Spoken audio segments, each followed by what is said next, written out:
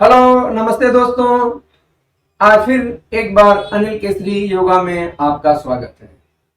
आज मैं आप लोगों के सामने सुप्त वज्रासन लेकर आया हूं।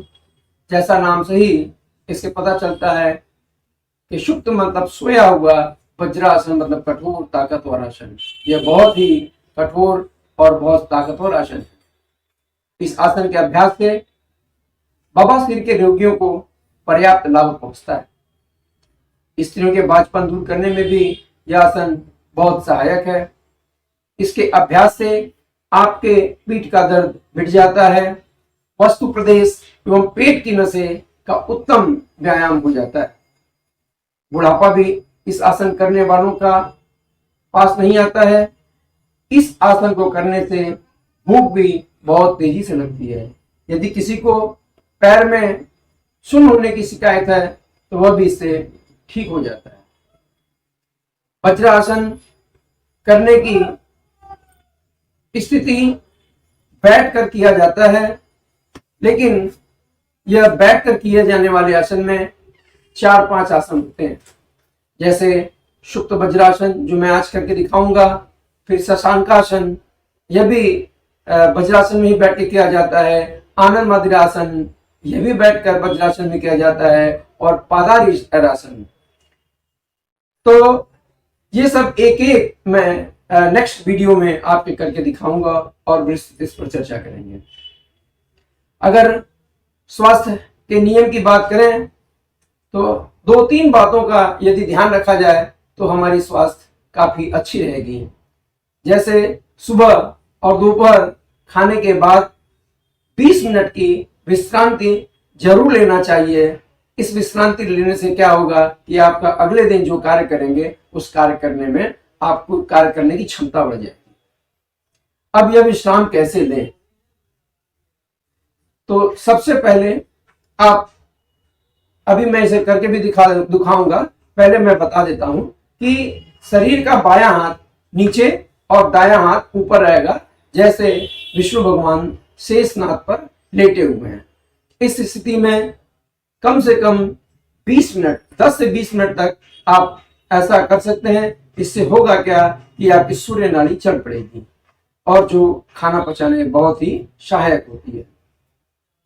घर की महिलाएं या दुकान ऑफिस काम करने वाले सभी भाई बहनों को भी इस नियम का पालन जरूर करना चाहिए। जहां भी हो, चाहे आप ऑफिस में हो, दुकान में हो, घर में हो, खाना खाने के बाद 20 मिनट की झपकी जरूर लेनी चाहिए।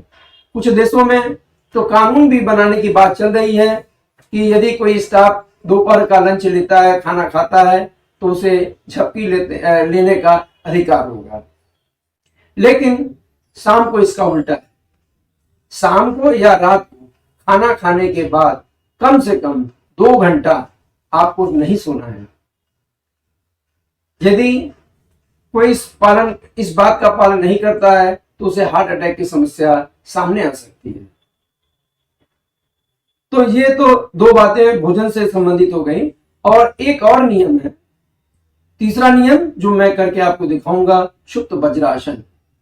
तो 10 मिनट इस आसन में आप जरूर बैठें। प्राणायाम योग में भोजन के बाद किया जाने वाला यही एकमात्र आसन है। सुप्त वज्रासन के साथ साथ यदि किसी को, जैसा मैंने बताया कि बवासीर है, तो ये वज्रासन तो काम करेगा ही करेगा, लेकिन कुछ टोटके 4-5 मैं टोटके बता देता हूं। अगर यह करता है तो उसमें भी यह बहुत लाभकर होगा। जैसे मूली ले ले और मूली के ऊपर का जो पत्ती के नीचे का भाग, जो सफेद हिस्सा होता है, उसका आधा कप रस लेकर के रोज सुबह बासी मुंह पिए तो ये काफी काम करेगा। दूसरा, 6-7 मुनक्का जो पंसारी के दुकान पर मिलता है, 6-7 मुनक्का रात में भिगो दें और उसका सुबह बिया फेंक करके उसका पानी पी लें। तीसरा एक और उपाय मैं आपको बता देता हूं, जिसे जो अच्छा लगे वो करें। ताजा काला अंगूर ले लें। ताजा काला अंगूर का रस आधा कप निकाल करके अगर वो रोज लेता है तो काफी लाभकर होगा। कब्जी की बात करते हैं तो अजवाइन और गुड़, थोड़ा सा अजवाइन ले, क्योंकि गर्मी अब आ रही है तो गर्मी में अजवाइन की मात्रा काफी कम होनी चाहिए, क्योंकि ये काफी गर्म होता है। जाड़े में तो आप थोड़ा सा ज्यादा ले सकते हैं, लेकिन गर्मी में आपको अजवाइन कम है, थोड़ा सा अजवाइन और गुड़ ये खाकर गर्म पानी पी लें। इससे अगर कब्ज की शिकायत आपकी है तो वह दूर हो जाएगी। और दूसरा त्रिफला चूर्ण, रात में आप त्रिफला चूर्ण गर्म पानी से ले लें तो वह भी काफी लाभप्रद होता है। और देसी गाय का मूत्र आधा कप सुबह बासी मुंह में पीने से भी काफी आपके लिए लाभकर होगा। और बांझपन की बात करें तो सबसे अच्छी इसकी दवा है चूना। गेहूं के दाने के बराबर चूना रोज आप इस्तेमाल करें। और यदि कोई गर्भवती महिला है तो डॉक्टर की सलाह से अनार के रस में गेहूं के दाने के बराबर चूना ले। इससे क्या फायदा होगा कि सबसे पहली बात कि उसकी डिलीवरी नॉर्मल होगी, और डिलीवरी नॉर्मल के साथ साथ चूने का प्रयोग करने वाली गर्भवती महिलाओं का बच्चा स्वस्थ होगा, बुद्धिमान होगा, उसका आईक्यू अन्य बच्चों के लेवल के हिसाब से काफी अच्छा रहेगा, वह स्वस्थ भी रहेगा और जल्दी बीमार भी नहीं पड़ेगा। तो ये सब बातें हुई, इन सब बातों का आप पालन करें, काफी आपको फायदा करेगा। अब आइए मैं सुप्त वज्रासन कैसे करना ये करके दिखाता हूं। तो सबसे पहले आप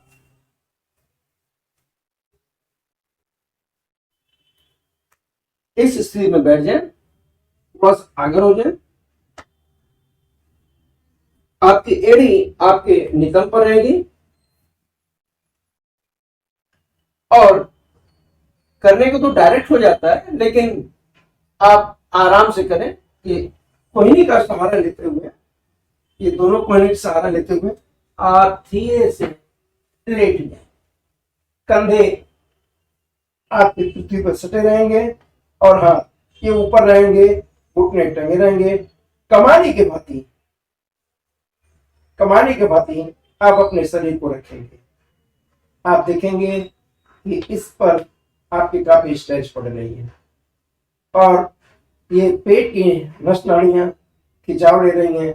आपके चेहरे पर काफी स्ट्रेच आ रहा है, इसकी वजह से आपको बुढ़ापा जल्दी पास नहीं आएगी।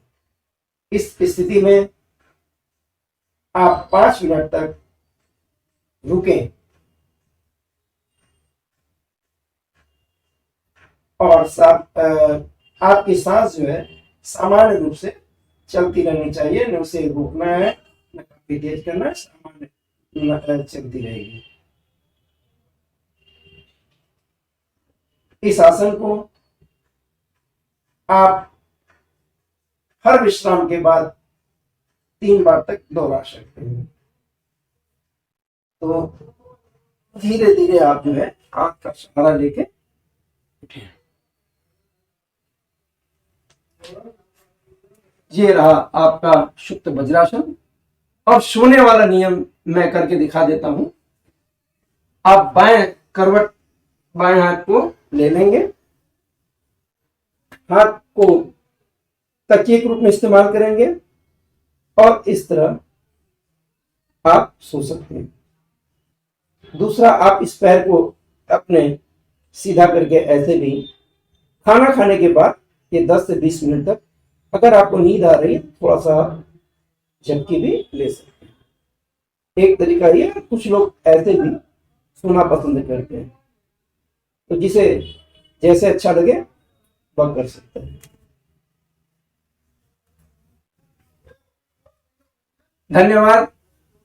अनिल केसरी योगा आपने देखा। पुनः मैं शुक्रवार को 12 बजे आपके सामने एक नए वीडियो के साथ प्रस्तुत होऊंगा।